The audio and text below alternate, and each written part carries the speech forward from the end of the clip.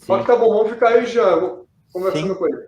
Então, o que ocorreu com o C6, né, foi essa multa diária que agora, para cada dia que ele estiver atuando, é uma decisão de primeira instância, então ainda cabe recurso dessa decisão, mas infelizmente é devido a práticas não habituais, né, e que violam aí o Código de Defesa do Consumidor por esses valores que são depositados em conta corrente sem práticas autorização. ilícitas.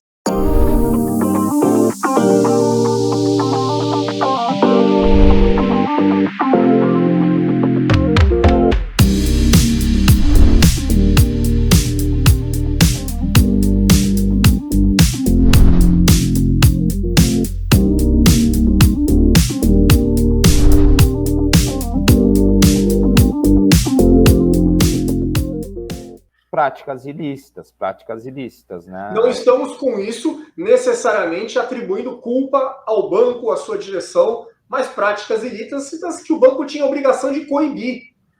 O próprio súmula 297 do STJ diz que a responsabilidade do banco é objetiva por fortuito interno. Isso quer dizer que foi o banco, se foi o correspondente bancário, se foi um terceirizado, se foi um fraudador que digitou no sistema do banco e fez essa operação, a responsabilidade ainda assim é do banco, porque o banco tem a obrigação de zelar pela prática positiva, pela boa prática de mercado, e ele é responsável por toda a fraude que é feito dentro da sua instituição, tanto por ele quanto por terceiros, né? E por isso, pela súmula 297 do STJ, o consumidor, na verdade, está defendido por essa súmula aplicando o CDC. A responsabilidade objetiva, vamos explicar aqui para o web ouvinte mais leigo para entender, é o seguinte, é quando a empresa pode ser responsabilizada, pode ser condenada a reparar danos, por exemplo, pagar indenização, mesmo que não tenha culpa. Vou explicar, pessoal. É o que eu estava discutindo com a minha gerente do banco outro dia. Fala, moça, eu não quero saber o que está acontecendo de errado no internet banking aqui do meu celular. O sistema é de vocês. Vocês escolheram operar por esse sistema. E quando vocês fizeram essa opção de operar na internet, de fazer um sistema digital informatizado, vocês assumiram os riscos da atividade. Essa responsabilidade objetiva já estava há muito prevista no Código Civil. A nossa lei civil, web ouvinte, entenda isso, já previa há muito tempo que quem tem uma atividade econômica, ela assume os riscos dessa atividade. Uma empresa de segurança, de carro forte, de vigilantes, ela assume os riscos dessa atividade. Se um dos seus funcionários é baleado num assalto, é claro que a empresa tem responsabilidade sobre isso, porque não foi ele que escolheu operar numa atividade de risco, ele foi contratado por uma empresa que aufere lucros, que obtém lucros com essa atividade de risco. O banco é a mesma coisa, se o banco assumiu a responsabilidade de operar nessa atividade de risco, o que acontecer de errado vai ser responsabilidade do banco, porque o consumidor, o correntista, não escolheu esse sistema absolutamente fora do padrão, pelo qual é tão fácil se operar uma fraude. Perfeito, é isso mesmo, doutor Tiago, né? Basicamente, se o banco, por exemplo, o C6, que teve essas práticas de fraude, depositou um dinheiro na conta do aposentado, do pensionista, sem autorização, se foi um funcionário, se foi uma empresa terceirizada, um correspondente bancário, um fraudador, independente de quem foi, isso não é problema do aposentado ou pensionista. Isso é um problema do banco. Ele que resolva e ele que é o responsável por ressarcir os danos que é causado aos aposentados.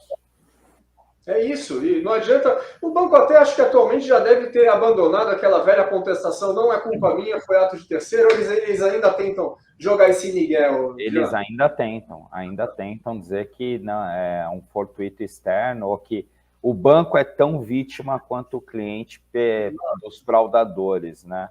Isso é muito utilizado na defesa bancária, de que eles também foram vítimas. Só que na hora de auferir lucros, né, na hora de ganhar lucros, é só dele, mas na hora do risco é dele e do cliente. Então, Olha, nada mais me surpreende, mas eu acho que os banqueiros, que são os proprietários das instituições bancárias, eles devem imaginar que o sistema eletrônico é similar àquele computador do filme de Stanley Kubrick, o HAL 9000, um computador que adquire vida própria e toma suas decisões arbitrariamente. Ele tem um computador tem livre-arbítrio, quer dizer, como se o banco não tivesse ingerência sobre esse sistema, não pudesse alterar o sistema ou investir em segurança.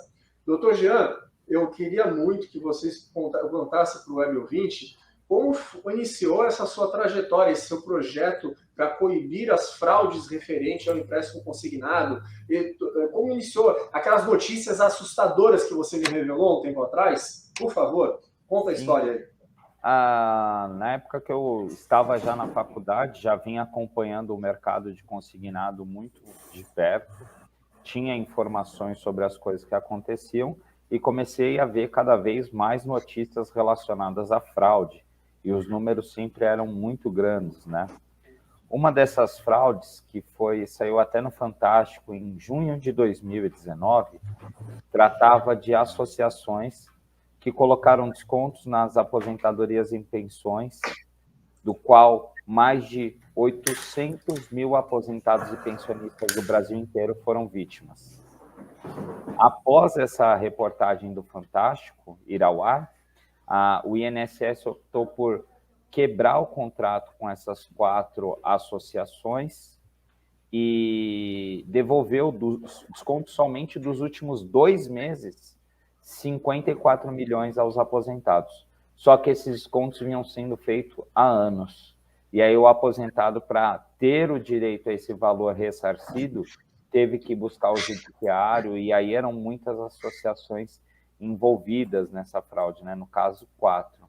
Então foi algo que, na hora que eu vi o número, né, 54 milhões em 2 meses, por quantos anos essas empresas atuaram fazendo esses descontos de seguros indevidos, né?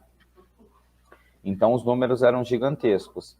E aí, até por familiares, né? Comecei a ver que todo familiar meu que era aposentado pensionista tinha algum tipo de fraude. Minha própria sogra, né? Eu dei entrada na ação dela de fraude, o contrato consta uma fraude de assinatura dela que foi solicitado perícia. Infelizmente, é algo hoje muito comum a fraude realizada com aposentados e pensionistas, né? Não só a fraude na assinatura, como muitas vezes mentir para o aposentado na oferta do empréstimo consignado, dizendo que ele tem devolução de juros a receber ou que vai reduzir a taxa de juros dele, que é uma operação melhor, e quando você vai ver, é feito um refinanciamento que voltam diversas parcelas. Teve um contrato que eu estou cuidando que voltou 4 parcelas do cliente de R$ 84 e ele recebeu R$ 12 pelo contrato.